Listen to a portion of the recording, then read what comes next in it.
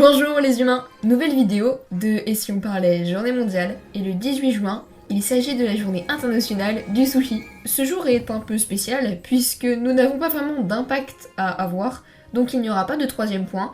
Je parlerai à la place de l'origine du sushi dans le premier point. L'origine.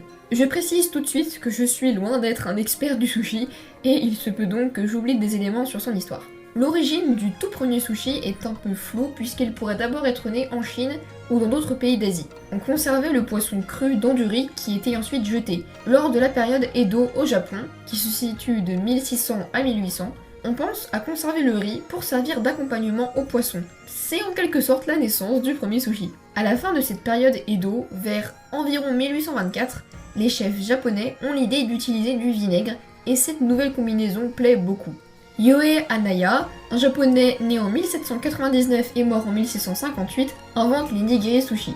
Et j'ai probablement mal prononcé son nom, désolé. Il est à l'époque vendeur de rue et souhaite créer des sushis qu'on puisse manger rapidement.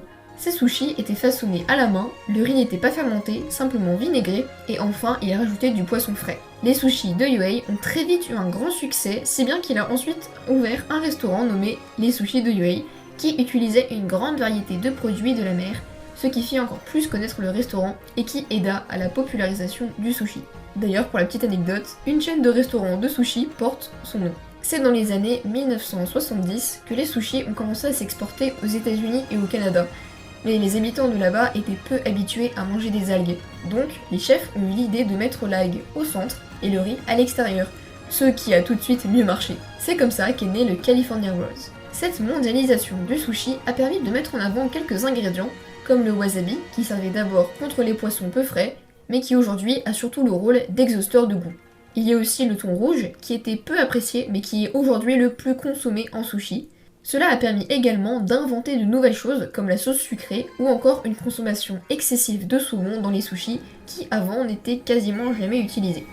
Ah, et aujourd'hui, la France est le premier pays consommateur de sushi en Europe, rien que ça. Pour ce qui est de la journée mondiale en elle-même, elle a débuté en 2009 sur une page Facebook gérée par Chris DeMay. À quoi sert-elle? Cette journée n'a pas d'enjeu ou quoi que ce soit, elle est simplement présente pour faire plaisir à toutes les personnes aimant la cuisine japonaise et aux fans de sushi. Habituellement, on pourrait se rendre dans un restaurant pour en manger, mais avec la situation sanitaire actuelle, cela risque d'être un peu compliqué. Alors, pourquoi ne pas essayer de faire ses propres sushis? Il y a pas mal de recettes faciles sur internet, alors ça ne devrait pas être trop difficile. Voilà, c'est la fin de cette vidéo, j'espère que je n'ai pas trop fait d'erreurs dans l'histoire du sushi. Bien évidemment, je n'ai pas pu tout mettre parce que son histoire est beaucoup plus riche que ça, et la vidéo durait beaucoup trop longtemps. N'hésitez toutefois pas à me corriger ou à compléter mes propos en commentaire, et à bientôt pour toujours plus de culture, de savoir et surtout d'amusement.